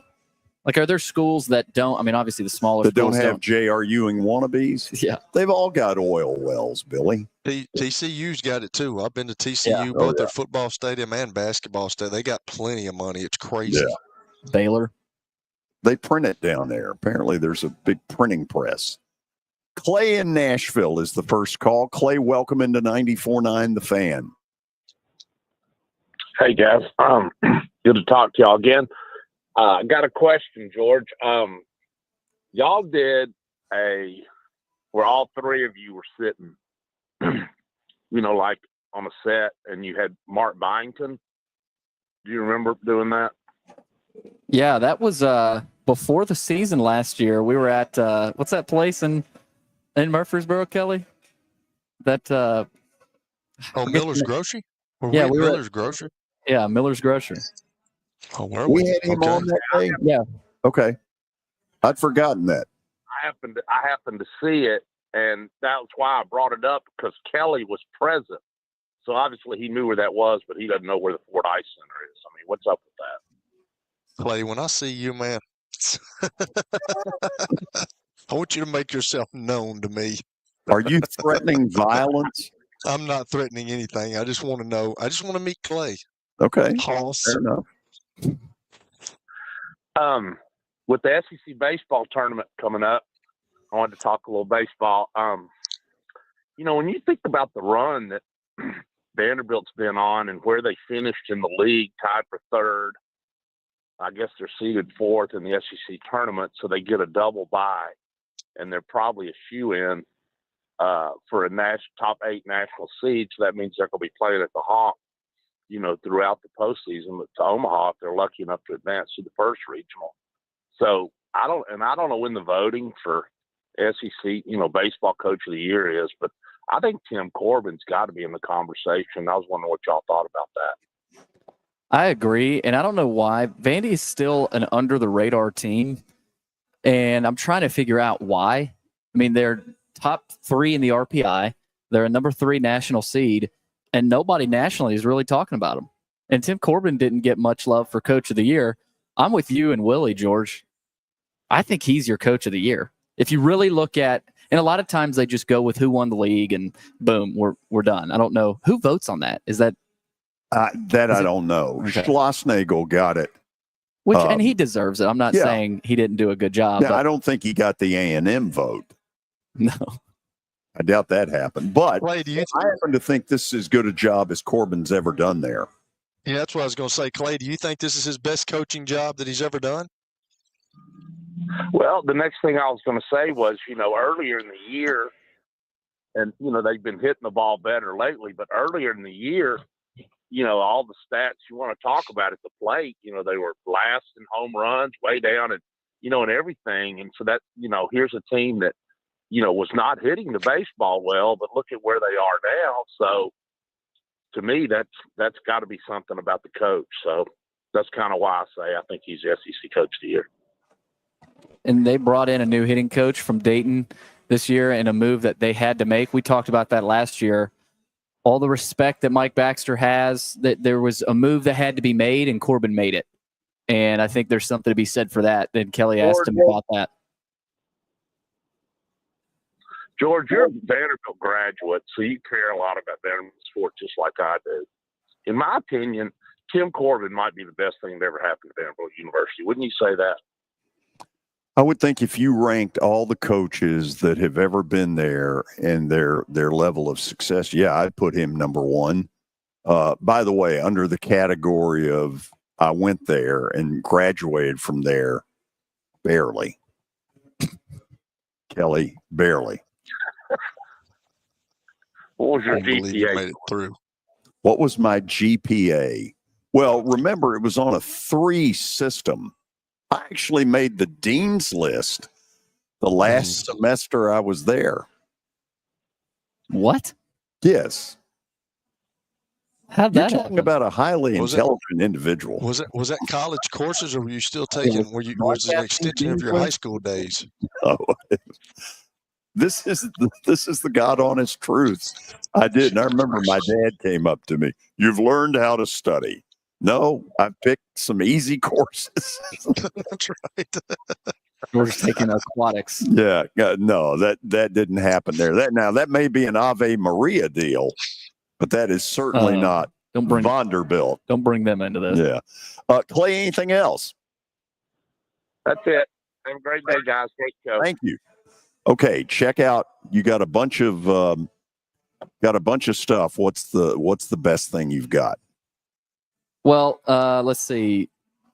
Somebody said loved watching the live golfers fade this weekend. PGA. Also, Me too. he adds Scotty had a new driver and originally didn't pass the test rules. Kelly, what was up with that? Yeah, what makes idea. either work or I mean, you put like a Super Bowl in the head of the driver, I don't know. or what? When it comes to stuff like that, I have no clue, man. I just know that the front 9, he couldn't find it, and on number 10, he did something, and it won him the tournament. That's what he did, and it's just I'm with him though. Like these live golfers, me and my son argue about it all the time because he's always pumping me up. I hope Bryson wins, or I hope John Rahm wins, Dad. And I said, I hope they don't. I hope they never come back. And he's like, why are you hating on that? And I'm like, I don't know. You look at the Dustin Johnson, the Brooks Koepkas of the world. Like Bruce Koepka has won 5 majors, but he hadn't done anything, and like they've become irrelevant. I know they've got all the money in the world. I get it. I just don't. It just seems like it's made them a little softer. They've kind of gotten comfortable where they are, and I think that's what the PGA Tour had on every sport. And I've told y'all this before. If you're not any good, you're not going to win. You're not going to win any money. And that's what I love about the PGA because, hey, it makes you tournament tough. It makes you tested. You have to finish putts. You don't get paid just because you're who you are. You got to go out and you got to make it and you got to earn it. And that's what I love about the PGA. Let's go to Jeff in Murfreesboro. Jeff, you're up next. Thank you. How's it going, George? Good. Hope you are. Pretty good. I just want to say, I don't know if y'all mentioned it earlier in the show, but I want to congratulate Liberty softball there. Win last night, taking out top-seeded Texas A&M. Yeah, how about that? Got a lot of resources down there, don't they? Boy, they won a lot of championships. Last time they won the football was before World War II. They got a real good football program. They're 12th man. Boy, I can't wait for that's football, can't you? I can't wait. I mean, getting beat by Liberty. Liberty almost beat Georgia last year. They came real close. They lost on a walk-off. So they were up 6-0 in the first game yesterday and lost in extra innings, 14-11. So they had to come back and play 2 games and beat them. So I'm glad they beat them because all these small schools, you can't win, you can't do it. But see, it shows right there at Conference USA, baby, and they kicked the SEC's rear end. And I love ESM. That's every single minute. I love it. They're out. LSU got put out by Southeast Louisiana. I love that too. I love that. So the Tigers, like I said, go Tigers. You go home. What you can do. Get to Baton Rouge. We'll see you for football season. The second thing I'll say, George, they have a thing now. I didn't have it for several years, but it's called the TMSAA, the middle school. For middle schools. Several years ago, they started having middle school state championships for all the sports. In the fall, they have tennis and cross country ones. In the winter, they have basketball. In the spring, they have baseball, softball, track and field. They also have golf. A couple years ago, they started girls and boys golf. Well, the first year they had it was last year, and they had public and private together. This year, they separated them. Here last week, they had the private schools. It was 5 girls teams and 5 boys teams. Middle school, 6th, 7th, and 8th graders. There's a school in Murfreesboro, private school, Providence Christian Academy, PCA, they call them. Philip Pettit is the coach. He coaches the high school team, too. Their middle school team won the state tournament of golf, boys. They won the district, but the district tournament, they played 9 holes. They shot a 148. They had 5 golfers take the top 4. The second round, they shot 294 and won it. And won the second to qualify for the state tournament to Cedar Crest. I know where Kelly knows about that, Smyrna. It's a golf course, Smyrna Cedar Crest Golf Course. They shot a 298 in the state tournament, won by 13 shots. Memphis University School. There's a 6th grader on the team. We got a 6th grader now. This guy's in 6th grade. He shot last week at the Cedar Crest. He shot 69, 3 under. Wow. On the front 9, he shot 32, 432. Wow. See if I can be his agent. He had birdies on 4, 5, and 6 right in a row. 3 straight birdies. That's he shot 30. He shot 37 on the back, but went over. He was a low medal of 69. He got a teammate, 8th grader. He'll be in high school next year. He shot 270. Hagen Williams, 270. Shot and one of them, Ford McIntyre, on the 5th hole with a par 5, 485 yards. All he did was eagle it. Did it in 3. There's some pretty good kids playing golf. 3. And one of them. And they like I said, they won it by 13 shots. Another kid on the team, He had one of the lowest scores. He shot a 5 over 77. Jackson Wright's a 5 over. So like I said, these kids they'll be playing here in a few years. And before that, Georgie, these last 3 years they had a kid. Everybody knows it's Easy Johnson. Her name's Isabel. Everybody knows Easy Johnson. She's going to Tennessee this next year. She'll be a freshman women's golf. And Caroline and Pardue, they won 3 state championships in high school. 3 state championships, Division II, single A. So Philip Pett's a coach. He played local in high school, played Tennessee in college. He knows a lot about golf. He's got another guy helping him, but. Like I said, they got some really good golfers. And these guys are guys that here next few years you'll be hearing their names, I'm sure, in the high school race. I just want to give them a shout out, a shout out for what they did last week in Cedar Grove. That's pretty strong golf. And guys, enjoy your show and appreciate everything you do. Thank you. Thank you. Let's go to the break on that. When we come back, we'll hear from Tony in Nolensville and hopefully you as well on 94.9 The Fan. When I got my first car, my dad told me, keep the gas tank full and my number on speed dial. Now parents are telling their kids, save 615-242-9000 just in case. I'm Blair Durham. If you or someone you love is in a wreck, call us. We're here to get you the money you deserve. This is my buddy Stan Harrison from Apple Collision Centers. Recently, you've been talking to me about companies that have a fleet of trucks and they're always in need of repairs. That's right, George. We understand that nobody likes to deal with the auto body repair process. We try to simplify that at our 3 convenient locations. We work with all major insurance companies. We help to ease the stress of the auto body repair process. We're located in Old Hickory, Hendersonville, and Gallatin. If you need our services, please stop by and see us. And how convenient that we have that in the background. Now, seriously, these are good folks. They do really good work. Give them a holler. Nashville Sounds Baseball is back in Hit City for the 2025 season. Create a summer of memories at the ballpark with weekly giveaways, fireworks shows, and more. Tickets are on sale now.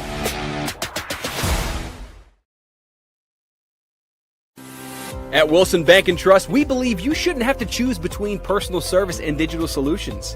As your local independent bank, we're proud to offer the relationships and trusted service you expect, along with the tools and technology that keep you moving forward. So whether you're growing a business, buying a home, or planning for the future, we're here to help.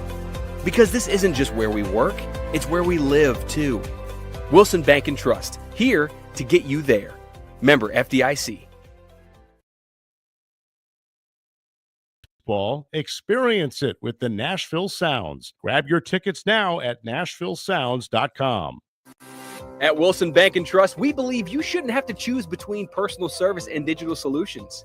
As your local independent bank, we're proud to offer the relationships and trusted service you expect, along with the tools and technology that keep you moving forward. So whether you're growing a business, buying a home, or planning for the future, we're here to help. Because this isn't just where we work, it's where we live too. Wilson Bank and Trust, here to get you there. Member FDIC. It's the George Plaster Show. Your sports live here on 94.9 The Fan. It's the George Plaster Show. Your sports live here on 94.9 The Fan.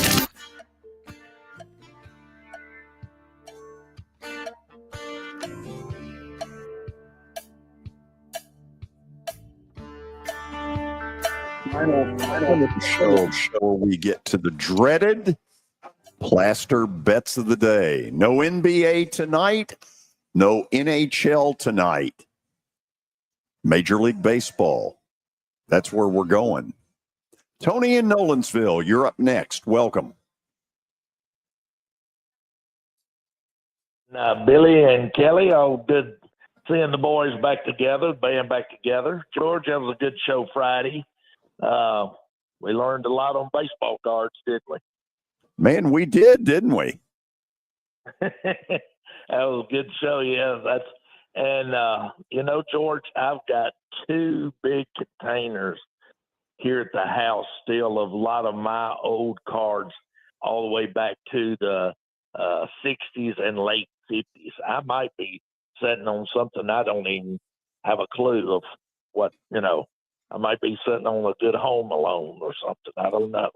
Let me ask you this. Do you suspect, because as a little kid, I had a big collection. I have no idea where it went. If my mom had her druthers, it was probably into some Dempsey dumpster. But do you think you've got a card in there that's worth some big bucks? Yes, sir, I do. Wow. I think I've got several. And I've just got to put it together.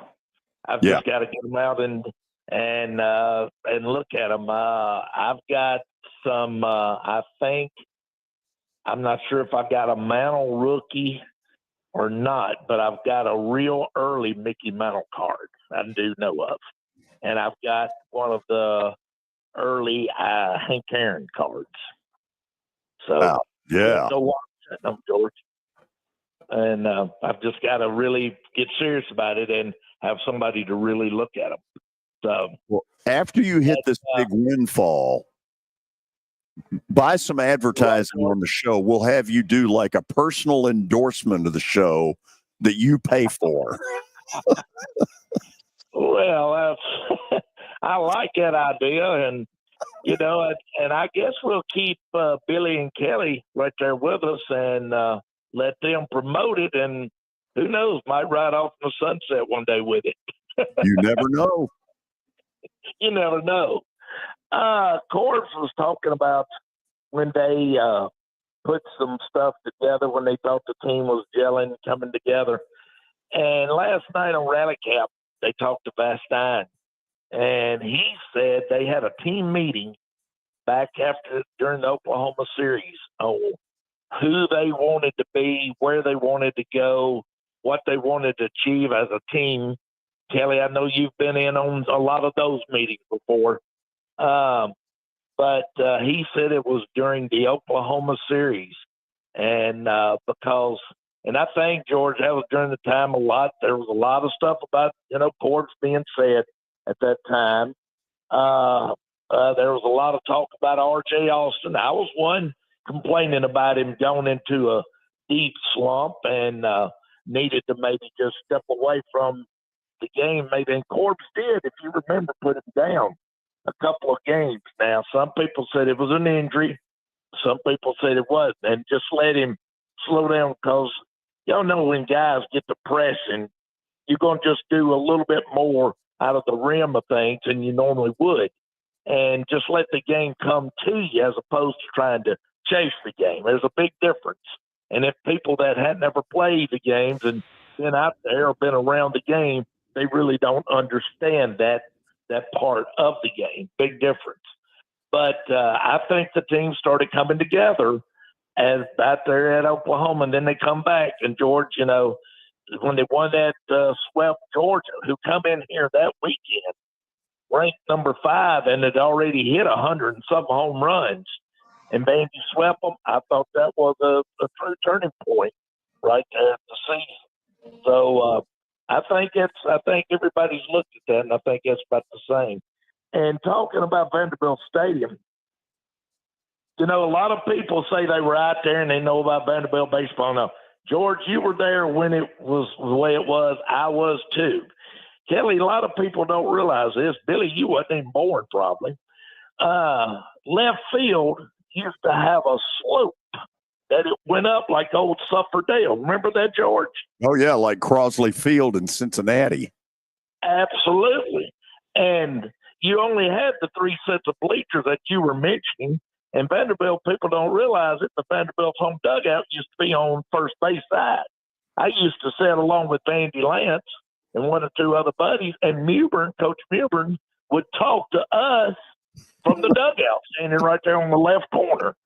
And, I mean, there's a lot of people say they were out there then, but we know better. I know better. They wasn't. Season tickets only used to be, I think, $25. And you could go in. You used to have a little ticket booth right there on the corner where the main entrance is now. But, all these things we could talk. People would not believe what Hawkins Field used to look like before Hawkins Field today. Yeah. Before it was Hawkins, it was not pretty. It wasn't much at all. It really wasn't. So that's true. And speaking of the Cape Cod, George, did you say you had seen that 3-part segment or not? I've seen probably 1.5 of the total 3. It's a terrific documentary. It is fascinating. I've watched it twice, to be honest with you. And what I gathered from a lot of the volunteers, Kelly, you were talking about, almost everybody up there is in a volunteering role. I mean, the whole Cape Cod area, they just embrace all of it. And George, if I'm not mistaken, there's volunteer roles, internships of people, students, who are at the college level, going to school, going to get into like sports operations, Kelly, behind the scenes type stuff. They even bring them in too, and they do a lot of behind the scenes of the baseball operation. We've got one sitting here who did this last summer. A young man from Nashville. Is he still on the? Is he still? Can he hear me, George? Yes, he can. And go, because I got about 1 minute. Okay. His name is the young man, I got his name. Go ahead. You had a question for you? I did have a question for him. Okay. So when you're up there, the one team that I saw everybody talking about is the Sea Dog. Is when everybody is there, what type of off time do they have a week, or is it just like designated 1 or 2 days, or is it a designated? Is it like regular baseball time when the players are just on their off days? I'm gonna hang out and listen to the show, George. Thank you. Run. So it's a 40-game season, about 2 months. So they try to emulate the MLB season. So their off days they probably have 1, maybe 2 a week, and it probably looks similar to what a professional player has. Monday or Thursday. Yeah. We'll go to the break. Plaster Bet of the Day, which I know all of you are dying to hear, is coming up next. Looking for your favorite sports? How about sports? You follow sports? We probably haven't. Just log on to the Information Superhighway. Oh, they don't call it that anymore? To start, press any key. Where's the any key? Head to theGameNashville.com. The password, we're in. You'll find what time your game starts and what station it's on. Oh, they have the internet on computers now. That's what's up. Your sports live here. What an age we live in. On the Game Nashville Sports Network. Nashville, the semifinals of the PFL World Tournament begin Thursday, June 12th. Former welterweight world champion Jason Jackson takes on rising star the Silverback Thad Gene, plus 2023 PFL World Champ Jesus Pinedo and Gabriel Braga collide in a highly anticipated trilogy match. Don't miss your chance to see the action live June 12th at Municipal Auditorium in Nashville. Visit pflmma.com/schedule for more info. Nashville's biggest party is back. We're talking guitars, fast cars, a high-speed honky-tonk, live music, good times, and great friends. This is way more than a race. NASCAR, under the lights, only at Nashville Super Speedway. Round up your crew and crank it up. The Cracker Barrel 400, Sunday, June 1st.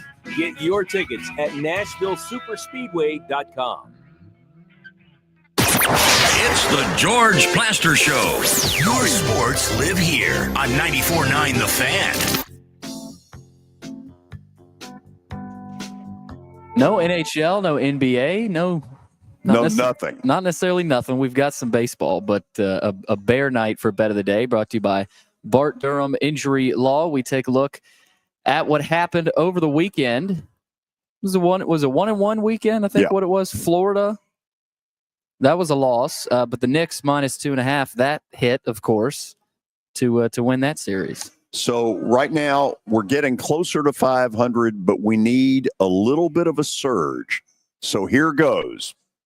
Tonight in baseball, we're taking the Dodgers because they're better than everybody.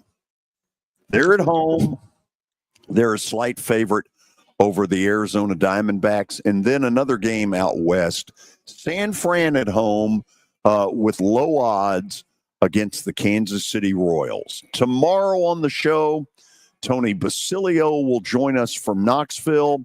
And then the professor, Kerry Keating, with a new basketball analytics company that he's going to tell you about. Kelly, until then, try to behave. Always, George. Always do.